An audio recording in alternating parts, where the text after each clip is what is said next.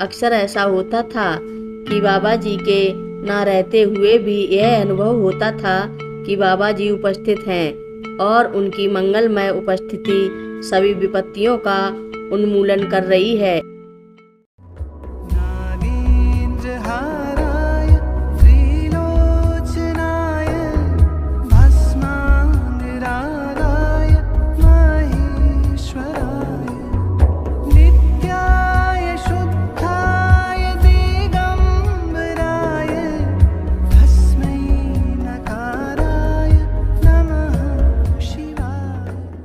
रक्षा सूत्र चैनल पर सभी भक्तों का स्वागत है। हम सभी भक्तों को महाराज जी की अद्भुत पावन कथाएं सुनाने जा रहे हैं। कृपया सभी भक्त ध्यान से सुने। एक दिन बाबा जी के एक भक्त बरेली मेरे निवास पर आए और एक छोटा सा संदेश दे गए। बाबा जी आपको कैंची में याद कर रहे थे। मेरे प्रश्न का उन्होंने कोई उत्तर नहीं दिया कि मेरी चर्चा कैसे चली। उन्होंने और किसी बात पर अपनी अनभिज्ञता प्रकट करते हुए मुझसे विदा ली और फिर वह सुबह आई जब मैंने कैंची के लिए बरेली से प्रस्थान किया। बरेली से नैनीताल जाते समय अगर नैनीताल की ओर घूमने वाली सड़क पर नहीं चला जाए और रानी खेत वाली सड़क पकड़ी जाए तो भोवाली के बाद थोड़े फासले पर प्रकृति का एक अत्यंत रमणीक अंचल पड़ता है जिसे कैंची के नाम से जाना जाता है। शायद वह भोवाली से 4 किलोमीटर दूर होगा। मैं जब पहुंचा तो दोपहर के लगभग 2 बजे होंगे। बाबा जी सदा की भांति उस हल्की ठंड में भी केवल एक सफ़ेद सूती परिधान में थे। सफ़ेद धोती का एक छोर कंधे को ढके हुए था। जो लोग बाबा के चारों ओर बैठे थे उनमें मैंने उस समय सेवारत एक वरिष्ठ न्यायाधीश को भी देखा था जो बाबा जी के चरण दबा रहे थे। बाबा जी के समीप पहुंचकर मैंने उनके चरण स्पर्श किए। बाबा जी खड़े हो गए। उन्होंने मुझे गले से लगा लिया और मुझसे कहा कि तुम्हें चरण नहीं छूना चाहिए। बाबा जी से मेरी यह पहली भेंट थी। बाबा जी से गले लगने में जैसे मैं एक बारगी प्रकाश और पवित्रता से भर गया। कैंची के आश्रम में ठहरने की व्यवस्था तत्काल कर दी गई, पर श्री चरणों से लिपटा मेरा मन विश्राम कक्ष में कहाँ टिकता।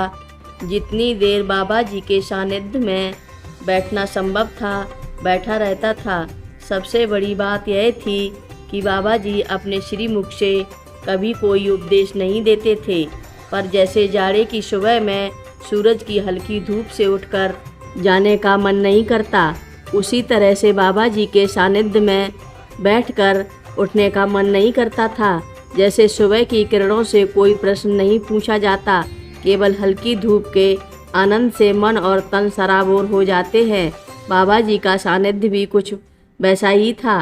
बिना पूछे ही मन के कानों से झांकने न जाने कितने प्रश्न अपने आप उत्तरित हो जाते थे और फिर उस प्रश्न का स्थान मन में नहीं रहता था। मैं केवल उन थोड़ी सी बातों को यहाँ कहना चाहूँगी जो अलौकिक के दायरे में आती हैं और जिनका केवल एक ही समाधान है, बाबा जी का आशीर्वाद। बरेली से मेरा स्थानांतरण लखनऊ के लिए सितंबर 1967 में हुआ और यह बात शायद मार्च अथवा अप्रैल 1967 की है। बाबा जी के दर्शन करने मैं कैंची गया था। बाबा जी से विदा लेते समय मैंने सहज भाव से प्रश्न किया, बाबा जी अब फिर आपके दर्शन कहाँ होंगे?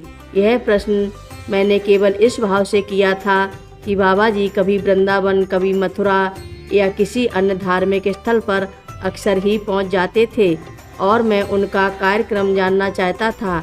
बाबा जी ने छूटते ही कहा, लखनऊ। यह उत्तर अप्रत्याशित था क्योंकि मैं ना तो बाबा जी की उपस्थिति और ना अपनी ही उपस्थिति लखनऊ में सोच पाया था।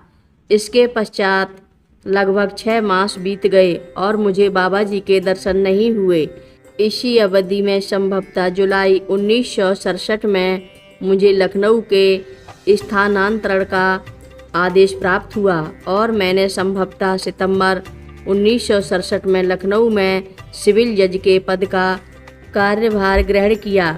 कार्यभार ग्रहण करने की तिथि के लगभग 15 दिन बाद एक दिन अनायास नील रोड कैसरबाग स्थित मेरे आवास पर बाबा जी आ गए। इस प्रकार बाबा जी की वह बात चरितार्थ हुई जो उन्होंने 6 मास पूर्व कही थी, जब मेरे लखनऊ के स्थानांतरण का कहीं कोई प्रश्न ही नहीं था। उन्हीं दिनों मेरे एक सहयोगी सिविल जज मुझसे बाबा जी के बारे में सुनकर मेरे पीछे पड़ गए कि बाबा जी के दर्शन करा दो। मुझसे कहा, मुझे जानते हो बाबा जी से क्या मांगना है। मेरे सहयोगी सिविल जज निसंतान थे और उन्हें एक बच्चे की कामना थी। एक दिन मेरे साथ वे लखनऊ में हनुमान सेतु पर स्थित बाबा जी के मंदिर गए। बाबा जी वहाँ विश्राम कर रहे थे।